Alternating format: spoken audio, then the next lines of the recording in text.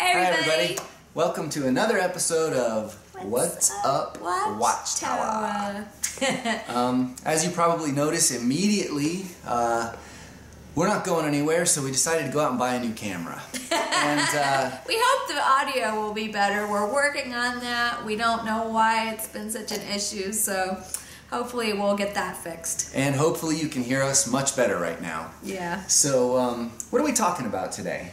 Oh, well, you know, we've been so inspired by so many things that we've seen lately, and one of the videos that we just saw today, Kale McIntosh, we love you. Great and we're video. so glad that you're making videos. And boy, I mean, we're not going to cover the things that you covered necessarily exactly because you just did such a brilliant job in your video, Why It's Okay to Be Gay. My goodness, you were brilliant. So, but we wanted to talk about how the Watchtower makes you feel about yourself. And this is a topic that we had talked about a long time ago, making, because, you know, it really does infiltrate your thoughts and even how you feel about yourself. So the insidious thing is you don't realize why you feel the way you feel. You don't realize why you think the way you think, because over many years the way that you've been indoctrinated and ingrained to feel basically unworthy really does start to affect your self-worth. And we just wanted to talk about it because we both have noticed it. We've known so many friends and people who've suffered with depression, feelings of worthlessness, and have had some real struggles. And it doesn't happen for no reason. Nope.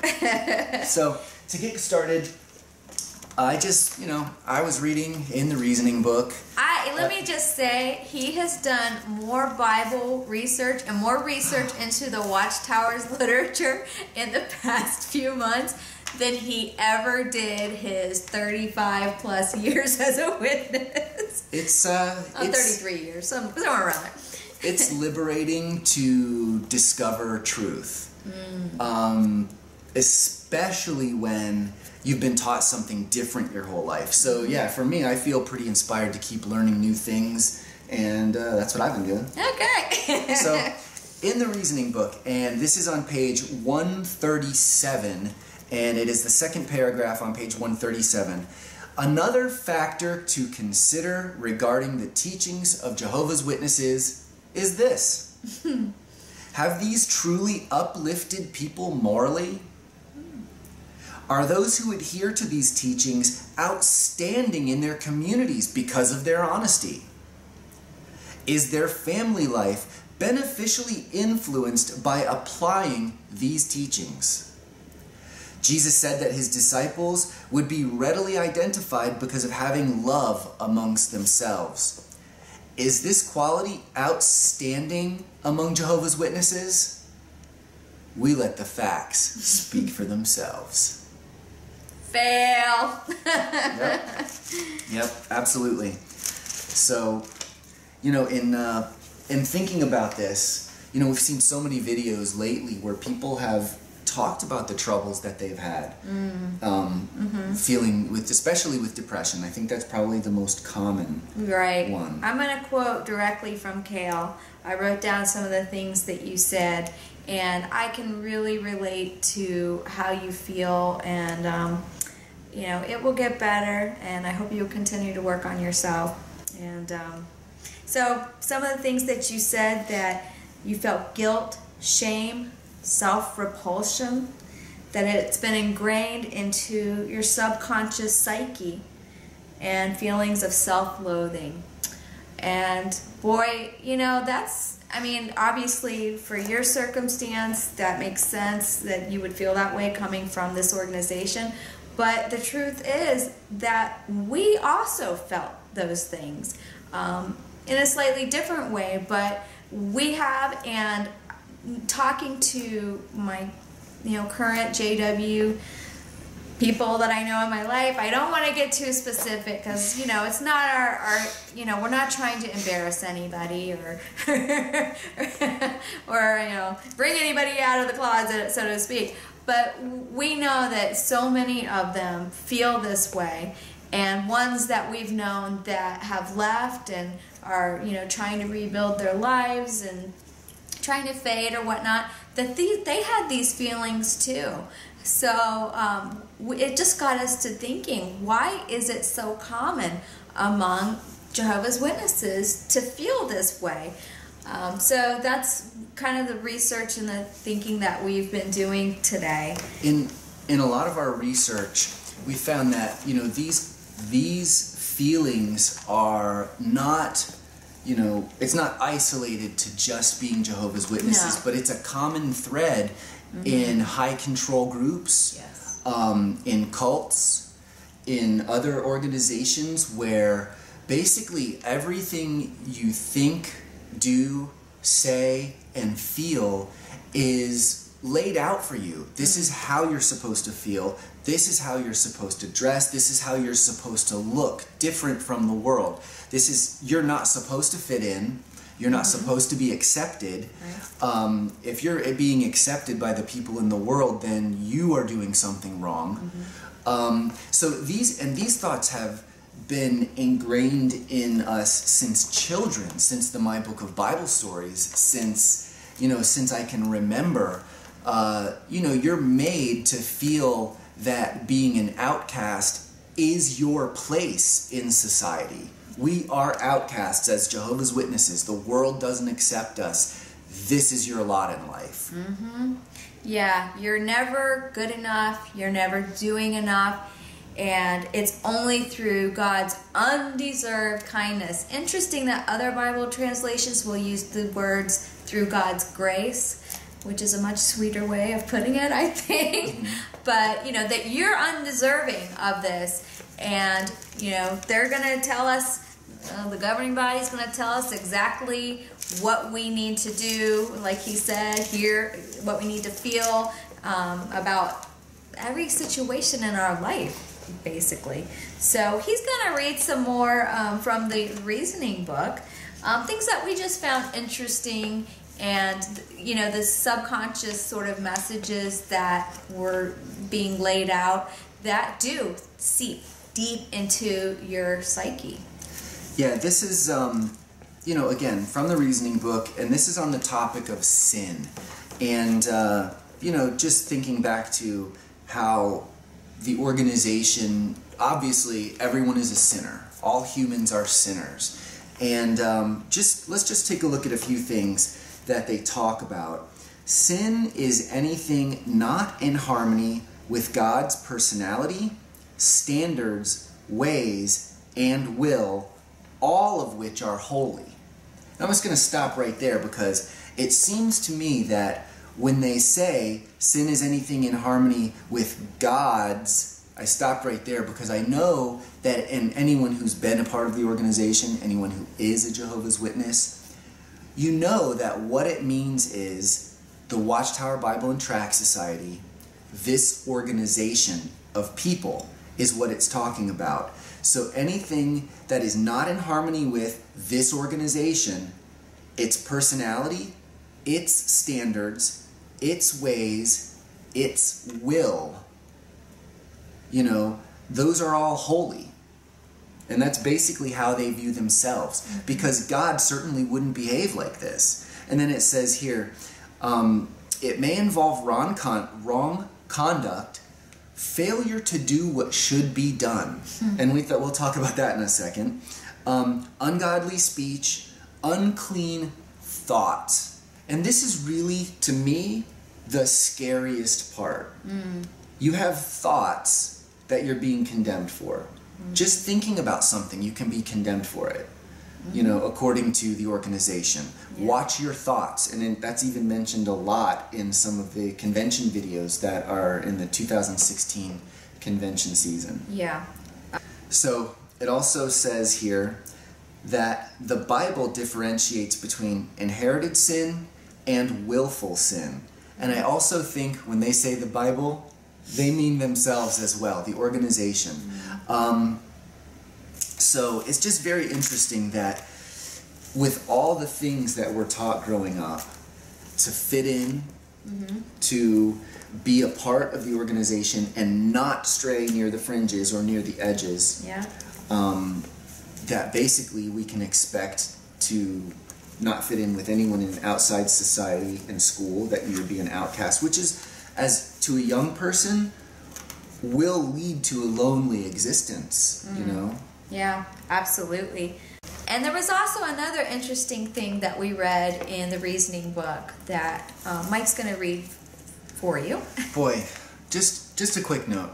If you can get a copy of the reasoning book, if you don't already have one, that is a good read. I don't think I ever truly appreciated how good of a read it was before. How bountiful of a resource that it really is. It is.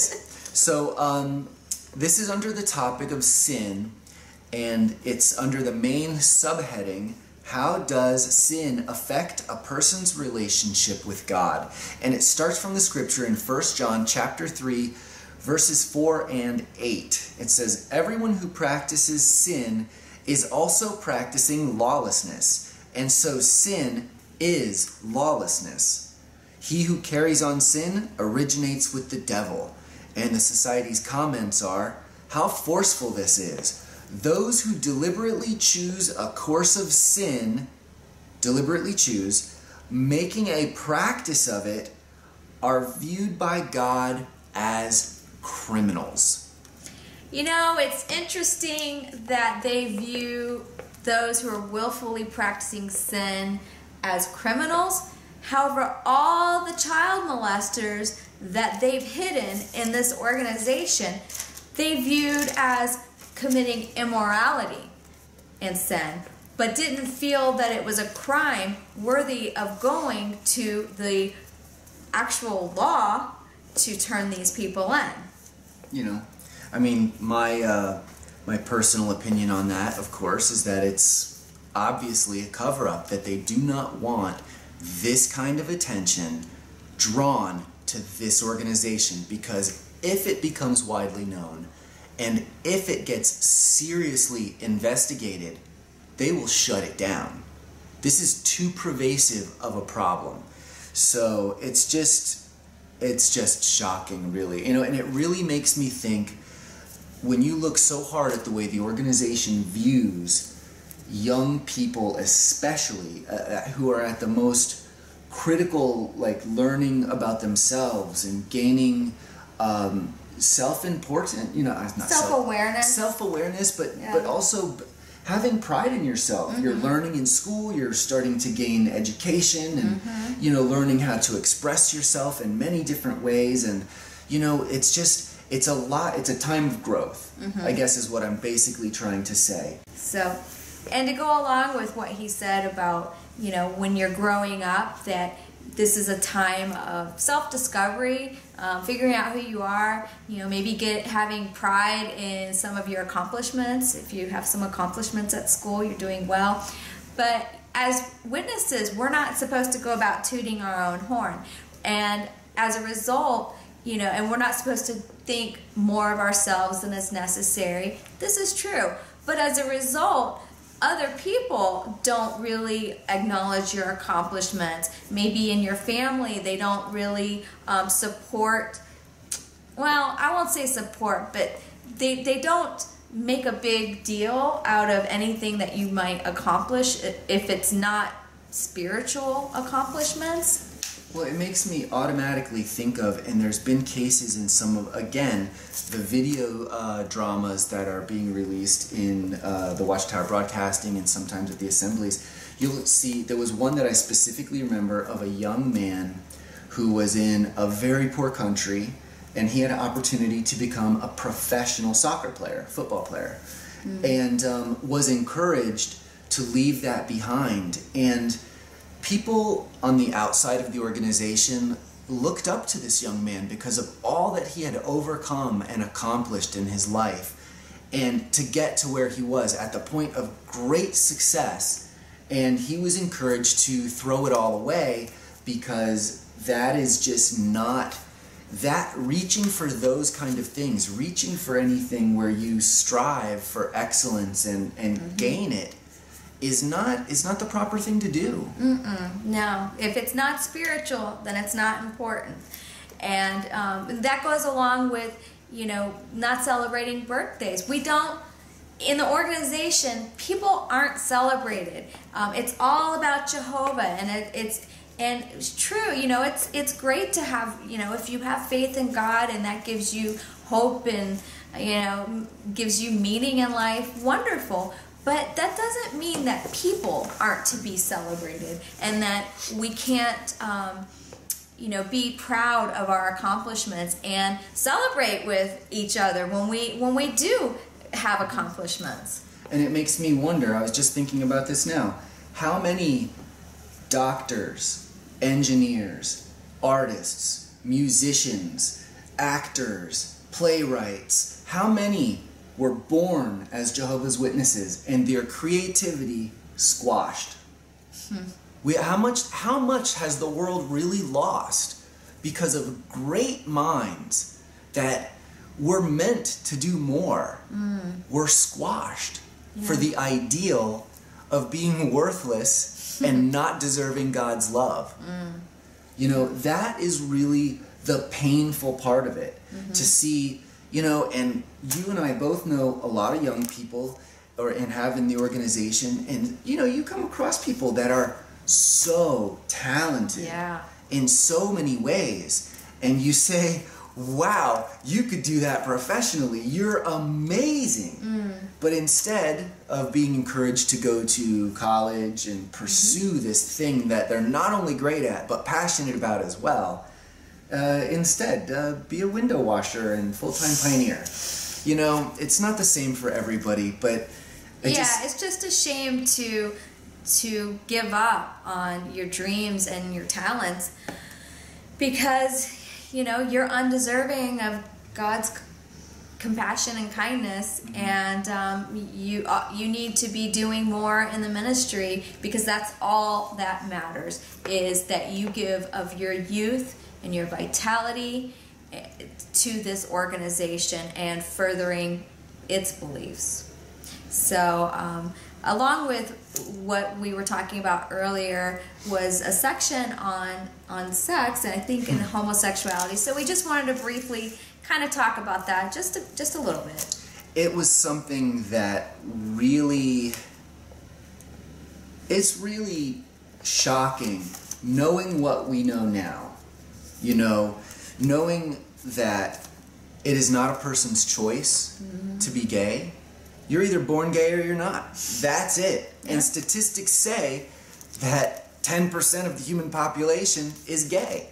So for the 120 Jehovah's Witnesses sitting in the Kingdom Hall there, if you've got a congregation that large, there's a possibility and a probability that there are people in the congregation who have those feelings and who are just really put between a rock and a hard place. And it's just not a loving organization to be in when you cannot be accepted for who you are. And you're having to suppress that and deny, the true essence of who you are, and not able to love who you would want to love.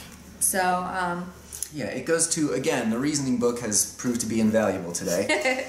On page 369, on the topic of sex, that's a joke there somewhere, true Christians know that even deeply rooted wrong desires, including those that may have a genetic basis or that involve physical causes or environmental factors, are not insurmountable for persons who truly want to please Jehovah. So you can get over being gay, or something, if you truly love Jehovah. And if you can't, you just didn't love God enough. You just didn't love enough. And hey, we kind of wanted to talk about the Caleb and Sophia video, One Man, One Woman. We've mentioned it a couple of times in other videos, but that is the real tragedy of that video, because what percentage of Jehovah's Witness children are gay? And they're going to grow up having seen this video, and the message is you can drop it like baggage. And as shocking as it may be for Jehovah's Witnesses to hear this, you guys are like Westboro Baptist Church light when it comes to dealing with this topic. We watched a documentary on the Westboro Baptist Church. I think it's called The Most Hated Family in America. Yeah. It's on YouTube. Very fascinating if you look at it from an outside point of view. Their view on not just homosexuality, but the people, and the view of the Jehovah's Witnesses. Jehovah's Witnesses don't use as harsh of a language. No. They don't use the words that the Westboro Baptist Church uses, but the message is the same. If you're gay, you're going to be killed at Armageddon. And so it's just so shocking to me that this message of hate is disguised in a cartoon for children. Yes, and it is being disguised, in a fun, happy kind of way.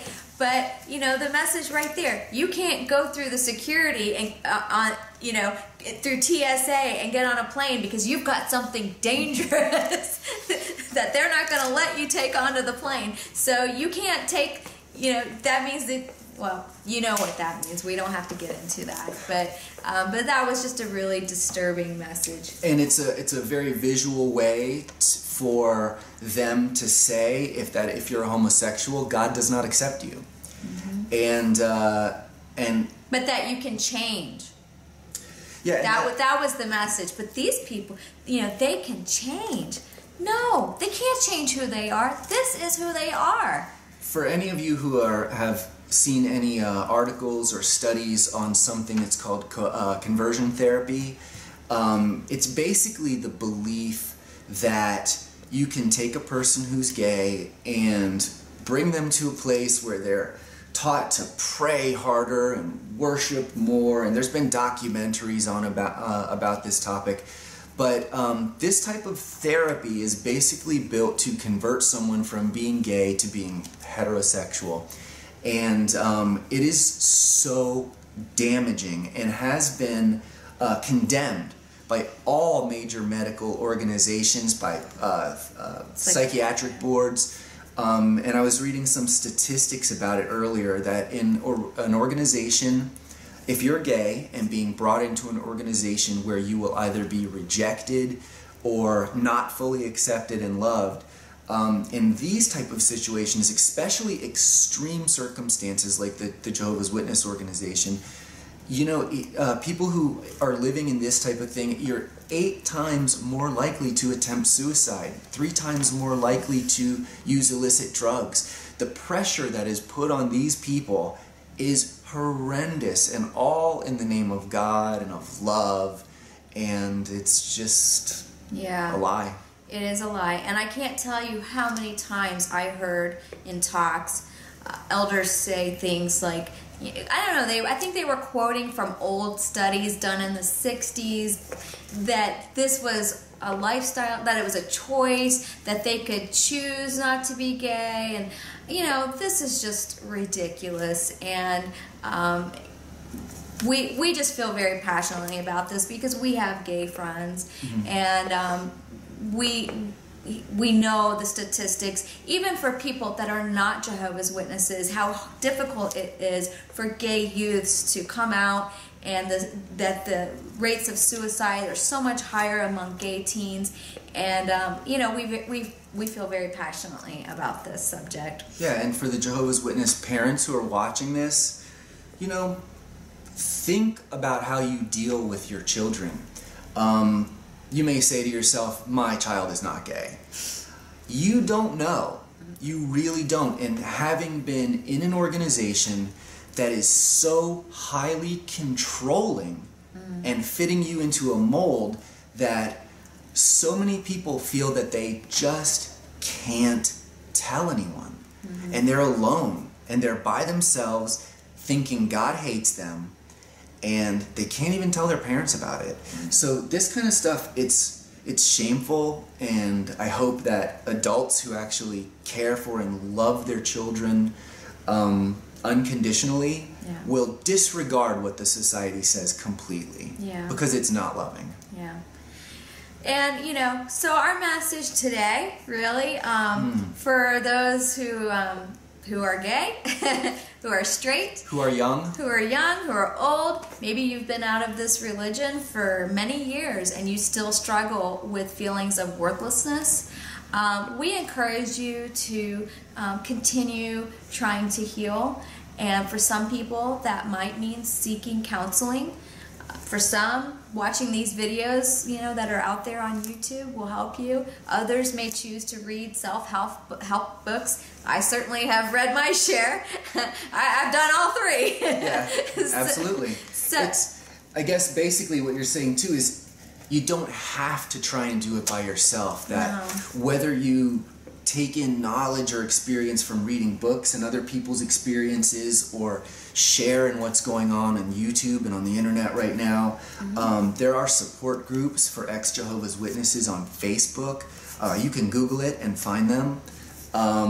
You know, you don't have to be alone. In this day and age, you don't have to be alone. Yes, and you can overcome these feelings. And when you see these feelings coming up, when you have them, hear my voice in your brain as a trigger that this is coming from programming, and you're trying to deprogram from what you were raised to believe, and that this is not your thoughts, that these were thoughts that were ingrained into you by an organization that was trying to control everything you thought, felt, and did. Right. And you know, that reminds me of, remember the video I showed you on YouTube? It's a young man who has a very cool channel where he and his boyfriend travel all over the world, and they have all kinds of stuff. Didn't know he was a Jehovah's Witness. And his video explaining how he grew up as a Jehovah's Witness. We're going to put a link to that video in the description of this one. So this is a person who has just, you know, added this thoughts about being raised as a Jehovah's Witness on a channel that has nothing to do with Jehovah's Witnesses. Yeah. It was a very good find, and it's a great video. Excellent video. Yeah. So something else people can relate to. Right. So, okay. Well, we covered that, I think, and we covered a lot of different topics, but it all goes hand in hand with you know, overcoming these feelings of worthlessness and that you're not enough, because you are enough. And nobody, this is what I've learned in my life, that, you know, whatever you hoped that you could have gotten from, whether it was your parents, and in this case, you know, maybe parents and organization, you have to give it to yourself, and you have to learn how to really to love yourself and accept yourself, and that no one can really give that to you, and nobody can make you feel accepted and loved until you learn to love yourself. So that's our sort of our message today, and we hope that you enjoyed, and thanks for watching. Thank you guys so much.